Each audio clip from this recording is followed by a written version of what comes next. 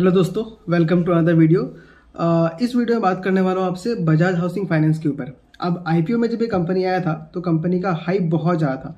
बहुत लोगों ने बताया कि कंपनी बहुत ही बढ़िया है, आगे बहुत अच्छा खासा ग्रोथ दिखा सकती है।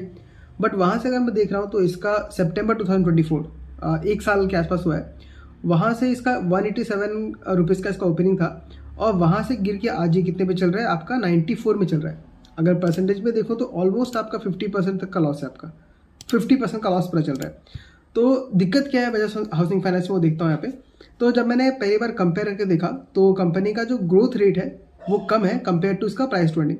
जैसे अभी इसका प्राइस ट्रेडिंग चल रहा है 33 के आसपास का, और पिछले साल से मैंने इसका देखा कि कितने रेट से ग्रो किया तो वो सिर्फ 25% निकल के आया।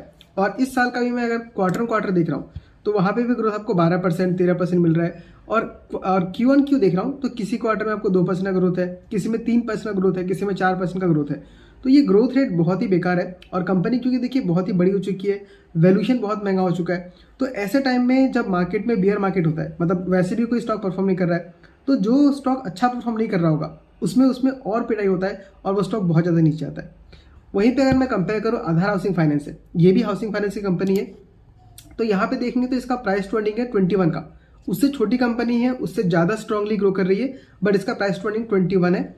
और अगर मैं इसका सेल्स ग्रोथ देखूँ तो इसका पिछले क्वार्टर के सेल्स से सितंबर 2024 से अभी का देखूँ क्वार्टर 2 का, तो यहाँ पे लगभग मुझे 17-18% का ग्रोथ दिख रहा है। और क्वार्टर बेसिस पे इनका फिलहाल इनका भी सेम ही ग्रोथ है, 2-4-5% का ही ग्रोथ है। बट कंपनी आगे गाइड करे कि हम काफ़ी अच्छे से ग्रो कर सकते हैं।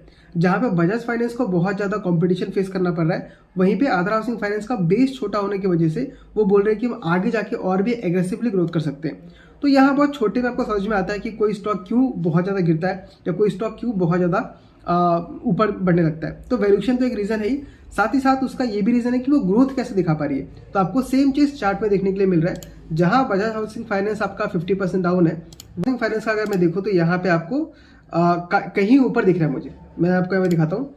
सेम टाइम से अगर देखूं तो आधार हाउसिंग फाइनेंस जिस जगह पे था आज उसी जगह पर है, सिर्फ -6% का लॉस दिखा रहा है। और वहीं पे बजाज हाउसिंग फाइनेंस आपको दिखा रहा है लगभग 50% का लॉस। तो ये क्लियर हमको इंडिकेशन दिखता है। और अगर मैं दोनों के लोस से देखूं, मतलब यहाँ पे जनवरी 2025 में लो लग गया था, वहां से आधार हाउसिंग फाइनेंस अभी 31% अप है। और बजाज हाउसिंग फाइनेंस सेम जनवरी 2025 से आज भी आपको लगभग 12% नीचे मिल रहा है। तो ये होता है अच्छे कंपनी में इन्वेस्ट करने का। तो किसी भी कंपनी में इन्वेस्ट करते हैं तो एक बार उनके पीयर्स के साथ कंपेयर करके देख लीजिए कि वो कैसा परफॉर्म कर रहे हैं। अगर आपको महंगे वैल्यूएशन में कम परफॉर्मेंस मिलेगा तो स्टॉक का प्राइस नीचे आना लाजमी है, ये होता ही होता है। तो आई होप आपको समझ में आ गया होगा कि बजाज हाउसिंग फाइनेंस क्यों गिर रहा है और बाकी स्टॉक्स क्यों वहाँ पे उससे बेटर